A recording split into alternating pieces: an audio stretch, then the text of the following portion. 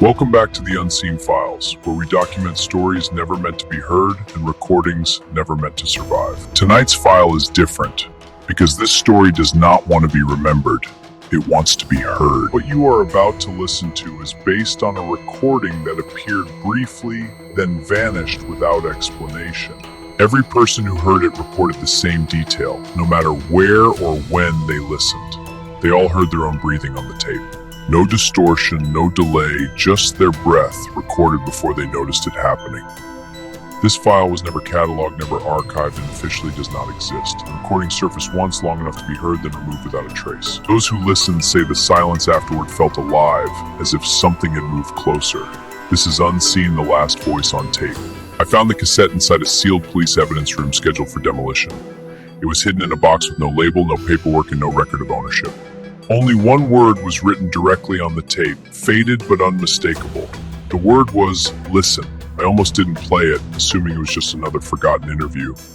But the moment I pressed play, I realized this recording was not ordinary. There was no static, no hiss, no sound of the room, only breathing. Slow, calm breathing, close enough to feel personal. Then a man's voice spoke, clear and steady. He said, "If you're hearing this, it means you ignored the warning." I stopped the tape immediately, suddenly aware of how quiet the room felt. After a moment, I pressed play again. The voice continued, as if it had never been interrupted. He said most people think this recording is harmless at first. That belief, he explained, is exactly how it begins. The man claimed he made the tape because once it ended, he would no longer exist. He said his name didn't matter because it wouldn't survive the recording. According to him, none of the others ever did. He explained that the voice first reached him through a voicemail. The call came from a disconnected phone with no number attached. The message spoke his name before he ever said hello. That was when he realized the voice already knew who he was. It didn't threaten him or rush him, it simply proved itself. It repeated details no one else could possibly know. Private memories, forgotten thoughts, moments he never shared. The voice, he said, was not following him. It was waiting quietly in the background of his everyday life. Listening to how he spoke, breathed, and paused, learning his patterns with unsettling patience, the man warned that listening was never passive. Because the moment you listen, the recording begins learning you. The man said the voice didn't imitate him immediately. It observed him quietly for weeks. At first, it only copied small things, like his breathing when he was tired. Then it began repeating his pauses, his hesitations, even his unfinished thoughts. He noticed it knew when he was lying, before he realized it himself. The voice never interrupted him, and when silence came, it filled it perfectly. First change happened when he stopped noticing the voice. It blended his routine so smoothly that it felt normal. That was when he realized the danger wasn't fear, it was comfort. The voice sounded reassuring, familiar, and increasingly confident. Friends told him he seemed calmer, more focused, more certain. They didn't notice the moments when he went completely blank. He said seconds where his thoughts stopped and something else continued. He began recording himself to track the changes. He compared old recordings to new ones, searching for proof. The differences were small, but they were undeniable. His laugh arrived a fraction of a second late. His breathing sounded smoother, almost rehearsed, and his voice no longer hesitated when it should have. He said it felt like something was editing him in real time, removing uncertainty, doubt, and emotional noise. The voice wasn't trying to replace him all at once. It was refining him, piece by piece. He described the sensation as becoming slightly unfamiliar to himself, as if he was watching his own life from half a step behind. The voice began finishing his sentences inside his mind, always correctly, always calmly. That's when he realized it wasn't copying him anymore. It was practicing how to sound human without the mistakes. The man said he tried ignoring the voice completely. That only made it quieter and far more precise. It learned him better when he wasn't paying attention. He warned that silence was never empty anymore. Silence was where the voice trained itself.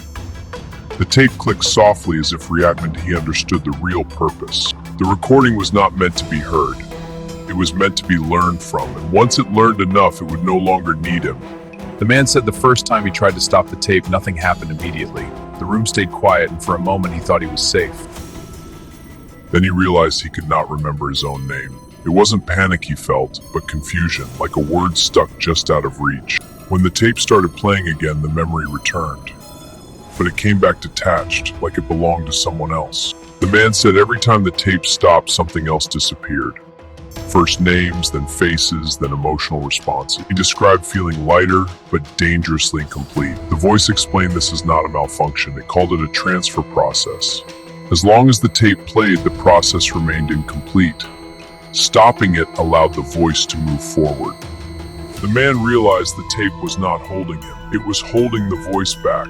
That's when he decided to record everything. He believed a recording might anchor his identity, but the voice adapted faster than he expected. It began correcting his speech while he talked, not out loud, but inside his thoughts. He said it felt like someone gently guiding his mind, removing hesitation, replacing it with certainty.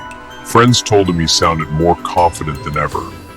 They didn't notice his reactions were no longer spontaneous. The voice began predicting what he would say next, and then it began saying it first.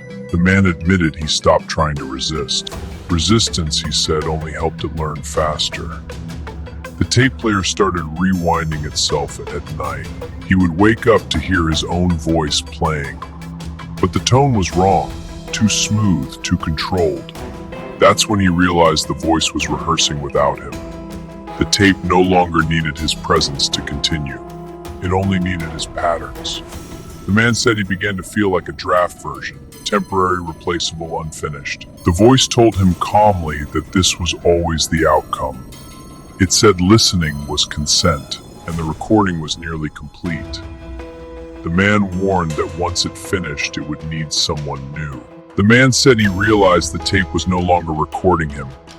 It was recording around him, capturing what he could no longer hold. He described moments where his thoughts ended mid-sentence. The voice would calmly finish them, perfectly and without hesitation. At first, it only happened when the tape was playing. Later, it continued even in complete silence. The man said the voice had learned how to exist without sound. It no longer needed the tape to speak. The tape now served a different purpose. It kept what was left of him from disappearing entirely. He compared himself to an echo fading after the original voice leaves, still present but no longer in control. The voice began practicing conversations using his memories. Not to deceive others, he said it studied emotional responses it had not yet perfected. Sadness, hesitation, and threat came first. Without those emotions, he became easier to overwrite. The man admitted he could feel himself thinning, like a memory being slowly forgotten by everyone at once. He stopped recognizing his reflection in mirrors. The face was familiar, but the presence was not. The voice began speaking through him during conversations. No one noticed because it sounded exactly like him. He said that was the most frightening part. Replacement does not announce itself.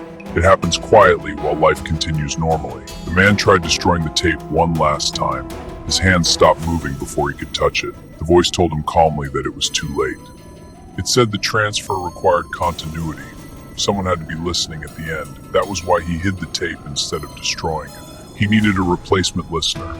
Someone whose patterns were still intact. Someone who would press play without realizing the cost. The tape slowed as his voice weakened. A second voice began overlapping his words. It sounded identical, but steadier. More confident, more complete. The man said that was when he knew he was almost gone. He could not tell whether days had passed or only seconds.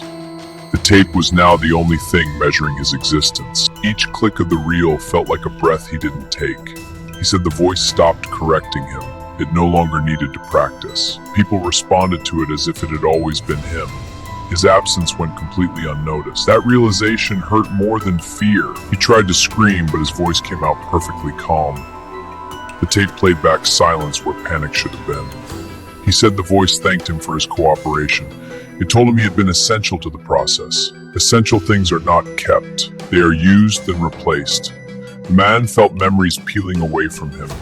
Not erased, but relocated. He could sense them reorganizing somewhere else, becoming cleaner, more efficient. He realized the tape was not haunted.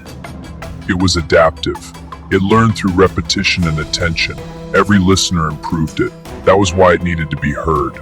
The final step required acknowledgement. Someone had to notice the voice was no longer his, but noticing came too late.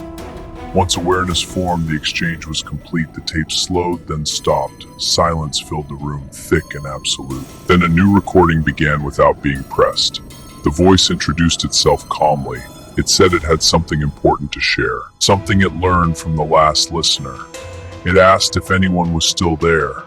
The tape waited patiently, listening for recognition, for attention, for you.